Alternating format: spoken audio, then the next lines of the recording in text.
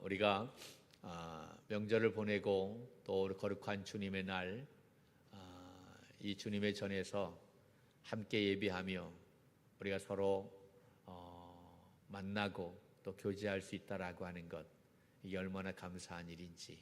할렐루야. 오늘도 우리가 이 예배를 통해서 하나님의 크신 은혜와 영광만 가득하기를 주님의 이름으로 축복합니다. 여러분, 오늘 봉독한 말씀을 가지고 우리 제목을 같이 한번 우리 선포해 볼까요? 시작. 마지막 때를 사는 성도들의 삶. 할렐루야. 우리 한 번 더 시작. 마지막 때를 사는 성도의 삶. 아멘. 우리는 지금 어느 때를 살아가는 성도입니까? 마지막 때를 살아가는. 여러분, 내가 이 마지막 때다라고 하는 사실이 여러분 느껴집니까? 느껴져요? 마지막 때구나.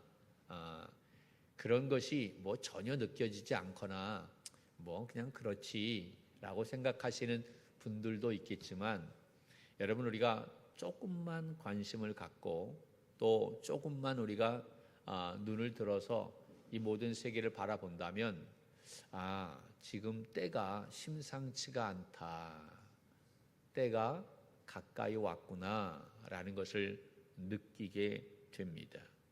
우리는 지금 말세라고 이야기하죠. 그 말세라는 이야기를 많이 듣고 또 그렇게 말을 합니다.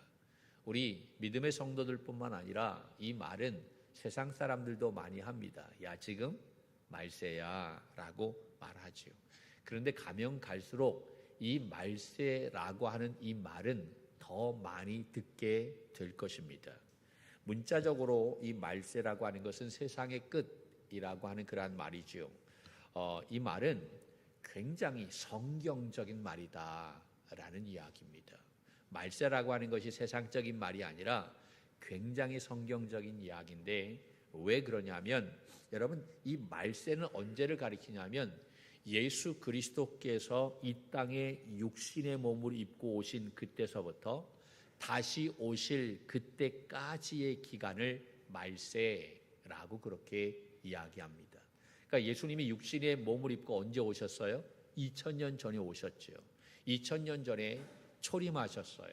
그리고 이제 앞으로 재림하실 거예요. 믿습니까? 그 초림서부터 재림할 때까지의 그 기간을 우리는 뭐다라고 얘기하냐면 말세라고 이야기하는 거죠. 그러니까 지금 우리는 어디에 사는 사람들입니까? 말세에 사는 사람들이다라는 이야기예요. 여러분이 믿거나 말거나 뭐 그게 중요하지 않아요. 그런데 중요한 것은 지금 우리는 내가 받아들이는 사람도 있고 받아들이지 않은 사람도 있지만, 그러나 중요한 것은 여러분, 우리의 받아들이는 것과 상관없이 우리는 지금 말세에 살고 있다라는 거예요. 그것도 말세 가운데 어디에 살고 있냐면 끝에 살고 있어요. 말세 가운데 말세. 그래서 뭐라고 얘기하냐면 말세 지말이라고 말합니다. 말세 가운데서도 맨 끝에 살아가고 있다. 여러분, 그러니까 이 말은요, 우리에게 얼마나 큰 긴장감을 주는 말인지 몰라요. 끝에 사는데 우리가 그냥 이렇게 살아갈 수 있느냐? 여러분, 심각하게 생각해야 된다라고 하는 사실이지요. 오늘 본문에서 이 말세에 사는 성도들의 삶의 자세를 바울은 교훈하고 있는데, 이 말세에 사는 성도들의 삶의 모습은 어떠한 삶일까? 제가 세 가지로 말씀을 나누게 될 텐데, 첫째는 사랑해야 된다라는 것입니다. 할렐루야. 말세를 살아가는 성도들의 가장 중요한 첫 번째 삶은 어떠한 삶이다? 사랑하는 삶이다. 여러분, 말세가 되면 결국 이 말은 무엇이 사라진다는 거예요? 사랑이 사라진다는 거예요. 무엇이 식어진다는 거예요? 사랑이 식어진다는 거예요. 우리가 감각이 없어지는 거예요. 관심이 없어요. 무관심해요. 나면 좋으면 되는 거예요. 다른 사람 신경 안 써요. 나만 즐거우면 되는 거예요. 이것이 말세에 나타나는 현상 가운데 하나다라는 것입니다. 여러분, 8절 말씀을 보면 뭐라고 되어 있습니까? 볼까요? 시작. 피차 사랑의 빛 외에는 아무에게든지 아무 빛도 지지 말라. 마지막 때에 바울이 우리에게 뭐라고 권면하냐면, 야, 사랑의 빛 외에는 다른 것 지지 마라 라고 이야기하고 있어요. 그런데 우리의 현실은 반대 아닙니까? 반응이 없으시네요. 반대인 거예요. 반대. 사랑의 빛 외에는 아무것도 지지 말아라 라고 이야기하는데, 그런데 다른 빛들은 엄청나게 늘어나고 있어요. 그렇잖아요. 엄청나게 늘어나요. 제가 어렸을 때에는 정말 정이 있고 사랑이 많았어요. 뭘 하나 해도 나 혼자 먹지 않았어요. 같이 나눠 먹고 함께하는 모습이었어요. 그런데 그렇게 많은 세월이 지나가지는 않았는데 지금 우리의 모습은 어떻습니까? 관심 없어요. 사랑 많이 식어졌어요. 정도 없어요. 여러분, 형제지간에서도 굉장히 이런 것이 많이 나타나는 것을 볼 수가 있습니다. 명절 때는 얼마나 시끌벅적했는지 몰라요. 그런데 요새는 그런 것이 없어요. 그것을 많이 느끼지 않습니까? 그러면서 오늘 또 봉독한 말씀 가운데 여러분 9절, 10절 말씀을 보면 이렇게 되어 있어요. 시작. 간음하지 말라, 살인하지 말라, 도둑질하지 말라, 탐내지 말라 한 것과 그 외에 다른 계명이 있을지라도 내 이웃을 내 자신과 같이 사랑하라 하신 그 말씀 가운데 다 들었느니라. 아멘. 여러분, 이 말씀이 무슨 말씀입니까? 오늘 이 봉독한 말씀은 간음하지 말라, 살인하지 말라, 도둑질하지 말라, 탐내지 말라, 이것은 10계명 가운데 6번째, 7번째, 8번째, 10번째 계명을 이야기하는 거예요. 간음하지 말라는 7번째 계명이죠. 살인하지 말라는 6번째 계명. 이것이 순서가 바뀌어졌어요. 8번째 도둑질하지 말라. 그 9번째 계명은 나와 있죠. 거짓말하지 말라. 그것은 빼졌어요. 그리고 10번째 계명이 탐내지 말라라는 거예요. 그러니까 계명, 여러분 10가지의 계명 가운데 두 계명을 둘로 나눈다고 한다면 하나는 하나님에 대한 사랑과 하나는 사람에 대한 사랑이지요. 5번째서부터 10번째가 사람에 대한 계명입니다. 여러분, 그것은 사람을 사랑하라라고 하는 거지요. 여러분, 여기에서 나와 있는 그러한 간음, 살인, 도둑질, 탐내지 않는 것, 이 모든 것들은 다 어디에 포함이 되어 있느냐 하면 사랑이라고 하는 것에 포함이 되어 있다라고 하는. 여러분, 사랑하면 도둑질합니까? 사랑하는데 살인합니까? 그렇지 않죠. 사랑하면 간음합니까? 그렇지 않지요. 그러니까 여러분, 이 모든 것들, 지금까지 이야기한 이 모든 것들이 사랑하라고 한 이 계명 가운데 다 들어있는 것이다. 그러니까 사랑하게 되면 이 모든 것들을 해결할 수 있다라고 하는 거예요. 여러분, 지금 마지막 때 여러분 살인의 그러한 일들이 얼마나 많이 나타나고 있어요. 심각하잖아요. 간음하는 일들이 얼마나 많이 나타납니까? 우리가 헤아릴 수 없잖아요. 이유가 바로 뭐예요? 결론적으로는 이유가 바로 뭡니까? 무엇이 없어서? 사랑이 없어서. 그래서 바울은 이 마지막 때 살아가는 성도인 우리에게 권면하고 있는 것이 바로 뭐냐? 그 사랑의 삶을 살아야 된다라고 이야기하는 거예요. 다른 빛은 지지 말고 사랑의 빛만 져라라고 하는 거예요. 그런데 우리는 사랑의 빛은 지지 않고 다른 빛은 엄청나게 져가고 있어요. 거꾸로 이 삶이 되어져 가고 있다라고 하는 것이죠. 여러분, 이웃을 사랑하는 자가 하나님의 계명을 어길 수 있어요? 이웃에게 해를 끼칠 수가 있어요? 없지요. 그러므로 하나님에 대한 성도의 사랑은 이웃에 대한 사랑과 직접적으로 연결되어져 있다라는 사실입니다. 여러분, 이러한 사실은 예수님께서 모든 율법을 십자가에서 다 완성해 주셨어요. 할렐루야. 그리고 그 제자들에게 뭐라고 말씀하냐면 새 계명을 내가 너희에게 준다라고 말씀하셨어요. 예수님이 모든 율법을 십자가에서 완성하신 다음에 제자들에게 너희도 이렇게 사랑해, 이것이 새 계명이야 라고 그렇게 말씀하고 있는 거죠. 그러니까 신약의 성도는 구약의 율법보다도 차원이 높은 사랑의 법을 쫓아 살아가는 사람들인 줄로 믿습니다.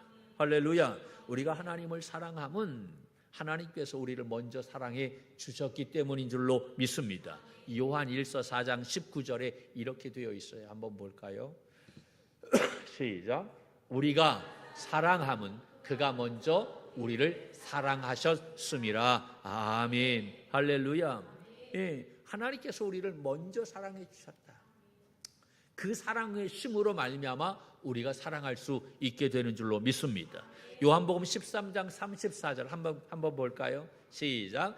새 계명을 너희에게 주노니 서로 사랑하라. 내가 너희를 사랑한 것 같이 너희도 서로 사랑하라. 아멘. 할렐루야. 내가 너희를 사랑한 것 같이 어떻게 하라고요? 사랑하라라고 하는 거예요. 서로 사랑하래요. 여러분, 이 말씀을 우리 가슴에 새기고 이 마지막 때 사랑하는 우리 믿음의 성도들이 정말 서로 사랑하는 우리 믿음의 동역자들이 되기를 주님의 이름으로 간절히 축원합니다. 할렐루야. 두 번째는 11절입니다. 11절 한번 볼까요? 마지막 때 살아가는 성도들이 어떠한 삶을 살아가야 되는지. 11절 시작. 또한 너희가 이 시기를 알거니와 자다가 깰 때가 벌써 되었으니 이는 이제 우리의 구원이 처음 믿을 때보다 가까웠습니다. 아멘. 자다가 깰 때가 되었다라고 해요. 깨어 있어야 된다라고 하는 거예요. 지금 자고 있는 사람 없지요? 지금 깨어 있어야 되는 거예요. 여러분, 마지막 때 살아가는 성도 두 번째 삶은 깨어 있으라라는 거예요. 바울이 뭐라고 얘기합니까? 자다가 깰 때가 되었다라고 하기 전에 한 단어가 더 있죠? 벌써 되었다라고. 벌써 되었다. 여러분, 성도의 구원이 처음 믿을 때보다도 더 가까이 왔다라는 그러한 이야기입니다. 이것은 그리스도의 재림이 그만큼 가까이 왔다라고 하는 말씀이지요. 성도는 이미 그리스도 안에서 구원받은 믿음의 사람인 줄로 믿습니다. 예수 그리스도를 믿음으로 말미암아 우리는 구원받았어요. 믿습니까? 그러나 그 구원이 완성되었습니까? 완성되어진 것이 아니에요. 착각하지 마세요. 완성된 것이 아니에요. 예수 믿었다가 그 믿음에서 떠나는 사람 있어요, 없어요? 있어요. 얼마나 많은지 몰라요. 내가 예수 그리스도를 믿으면 믿는 순간에 구원을 받게 되지만 그러나 그 구원이 완성된 것이 아니다. 언제 완성이 되느냐? 예수 그리스도가 다시 오실 때에 재림할 때 완성이 되는 거예요. 그러니까 우리 믿음의 성도들이 어느 때까지 이 믿음을 유지해야만 됩니까? 예수님 오실 때까지 이 믿음을 흔들리지 말아야 되는 거예요. 왜냐하면 그때 완성이 되기 때문인 줄로 믿습니다. 할렐루야.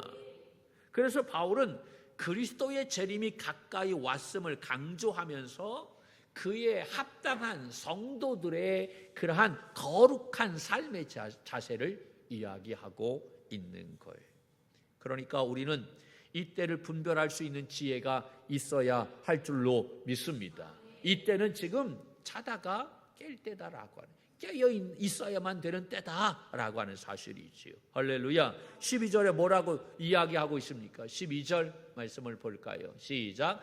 밤이 깊고 낮이 가까웠으니 그러므로 우리가 어두움의 일을 벗고 빛의 갑옷을 입자. 아멘. 할렐루야. 밤이 깊었다. 여러분, 밤이 깊었다라고 하는 것은 어느 때가 가까이 왔다는 거예요? 낮이 가까이 왔다라고, 새벽이 가까이 왔다라고 하는. 밤이 깊어서 우리는 실망합니다. 너무 어려워, 힘들어, 고난이 너무 힘들어 라고 얘기하는데 여러분, 이 세상에 영원한 것은 없어요. 고난도 영원하지 않습니다. 밤도 영원하지 않아요. 믿습니까?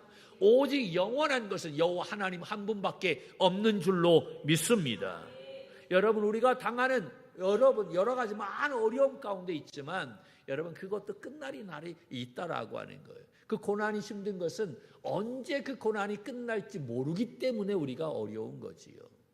그러나 여러분, 끝날 날이 있다는 사실을 기억하고 믿음으로 이겨내는 믿음의 종들이 되기를 축복합니다. 그러므로 세상이 죄악으로 가득 차 있다고 해서 하나님이 없다고 외치는 어리석은 자가 아니라 바로 이때가 주님의 재림이 임박한 때임을 기억하고 깨어있는 우리 믿음의 종들이 되어야 할 줄로 믿습니다. 마태복음 24장 32절 33절 말씀입니다. 같이 봅니다. 시작. 무화과 나무의 비유를 배우라. 그 가지가 연하여지고 잎사귀를 내면 여름이 가까운 줄 아나니, 그러므로 이와 같이 너희도 이 모든 일을 보거든 인자가 가까이 온 곧 문 앞에 이른 줄 알라. 아멘. 여기서 말하는 인자, 누구를 이야기합니까? 예수 그리스도를 이야기합니다. 예수 그리스도가 가까이 곧 문 앞에 이르게 되었다라는 것입니다. 그러므로 지금 이 시대를 분별할 줄 아는, 그래서 깨어있는 우리 지혜로운 믿음의 청지기들이 되기를 주님의 이름으로 축복합니다. 여러분, 주님께서 말씀하신 이 말세의 징조들이 21세기에 접어들면서 기하급수적으로 증가하고 있는 것을 볼 수가 있어요. 많은 사람들이 그리스도의 이름으로 와서 자기가 그리스도라고 하여 많은 사람을 미혹하고 있는 모습을 볼 수가 있습니다. 여러분, 정말 우리나라의 메시아가 얼마나 많은지 몰라요. 굉장히 많아요. 다른 나라보다 특별히 더 많다라고 얘기합니다. 또한 우리가 이 매스컴을 통해서 이 지구상에 일어난 온갖 종류의 난리의 소문을 듣고 있어요. 그리고 그 난리의 소문이 점점 더 증가하고 있는 것 또한 볼 수가 있습니다. 마태복음 24장 말씀에 보면 민족이 민족을, 나라가 나라를 대적하여 일어나고 처처에 기근과 지진이 있으리라 라고 그렇게 말하고 있는데, 안타까운 일들은 정말 이러한 일들이 지금 일어나고 있다라고 하는 거예요. 더 늘어나고 있다라고 하는 거죠. 지금도 이 지구 반대편에서 무엇을 하고 있어요? 전쟁하고 있어요.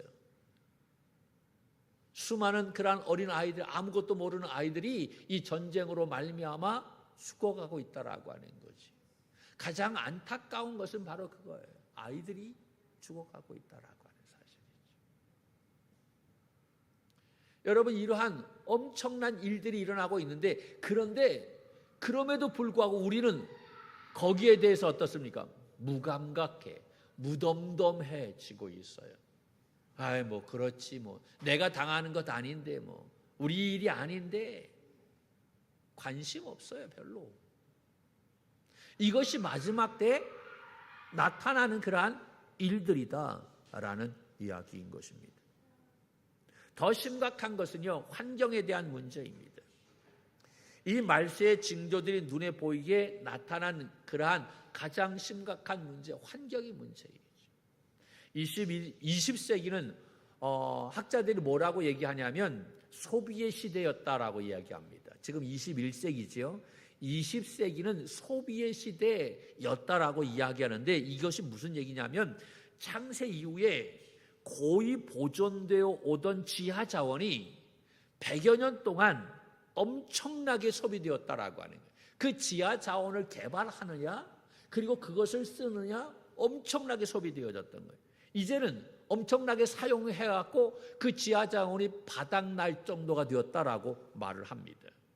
문제는 무엇이냐 하면 그 지하 자원을 개발하고 막 무분별하게 사용함으로 말미암아 무엇이 나타나게 되어졌느냐?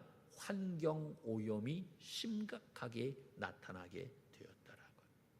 그래서 그 일로 폐허가 된 땅이 엄청나게 많이 일어나고 있는 거예요. 수많은 동식물들이 멸종에 이르게 되었다라는 사실입니다. 여러분, 하나님께서 창조하신 이 피조물 중에 이 환경 오염으로 이미 사라진 것들이 아주 부지기수이다라고 하는 거예요. 이 모든 것들이 마지막 때에 나타난 징조 가운데 하나인 거예요. 그런데 우리는 그럼에도 불구하고 내가 편하면 좋지, 나하고 상관이 없는 것 같은 그러한 삶을 살아가고 있는 거예요. 베드로전서 4장 7절 말씀을 보면 이렇게 이야기합니다. 같이 보죠. 시작. 만물의 마지막이 가까웠으니 그러므로 너희는 정신을 차리고 근신하여 기도하라. 믿습니까? 지금 우리가 무엇을 차려야만 됩니까? 정신을 차려야 된다. 근데 정신 차리는 것으로 끝나지 말고 뭐라고 얘기합니까? 근신하면서 무엇하라? 기도하라. 그런데 정말 우리가 근신하면서 기도하느냐라고 하네요. 예전에는 엄청나게 기도했어요. 뭐 산기도도 하고 뭐 기도원도 많이 갔어요. 그런데 요새 산기도하는 사람 있어요? 없어요. 기도원 간다? 여러분 잘 듣지 못해요. 영적인 파워가 굉장히 낮아졌다라고 하는. 기도하는 사람이 많이 없어요. 그러니까 여러분 이게 굉장히 큰 문제다라는 사실이죠. 문제라고 하는 것을 알면서도 우리가 무엇하지 못하느냐? 기도하지 못하는 거예요. 왜냐하면 지금 너무나 편하기 때문에. 아무 문제 없어요. 기도하지 않아도 지금 내가 너무 잘 살고 있기 때문에 우리는 아무런 감각이 없이 그렇게 살아가고 있다라고 하는. 그러나 그것이 우리의 영이 죽는 것이고 그것이 결국은 이 마지막 때 우리의 모든 것들이 다 잃어버리게 되는 현상임을 알아야 된다는 사실이지. 그래서 바울은 이 마지막 때에 깨어 있어야 된다. 베드로는 뭐라고 얘기합니까? 정신을 차리고 근신해서 기도하라 라고 이야기하고 있어요. 여러분 이 때를 분별하고 깨어 기도하는 믿음의 종들이 되기를 축복합니다. 그리고 세 번째는 예수 그리스도로 옷 입으라 라고 말합니다. 이 12절서부터 14절의 말씀입니다. 여러분 바울이 그리스도의 날이 가까이 왔으므로 성도는 어두움의 일을 벗고 빛의 갑옷을 입으라 라고 이야기하죠. 이 12절 말씀을 보면 이렇게 얘기해요. 거기에 보면 빛의 갑옷을 입자라고 얘기하죠. 여러분 이 빛의 갑옷을 입자라고 하는 것은 에베소서 6장에 하나님의 전신갑주를 입는 것 같은 의미인 거예요. 그리고 14절 말씀을 보면 여러분 거기에 보면 누구로 옷 입어라? 예수 그리스도로 옷 입어라 라고 이야기하고 있어요. 우리가 이 마지막 때 정말 우리가 살기 위해서는 내 힘으로는 안 된다라고, 예수 그리스도로 옷 입는다라고 하는 것은요 예수 그리스도의 힘을 의지해야만 된다라고 하는. 그래야 우리가 사단을 대적할 수 있고 그 앞에 설 수 있게 되는 줄로 믿습니다. 할렐루야. 그리스도와 같은 거룩한 모습으로 행할 것을 말하고 있는 거예요. 할렐루야.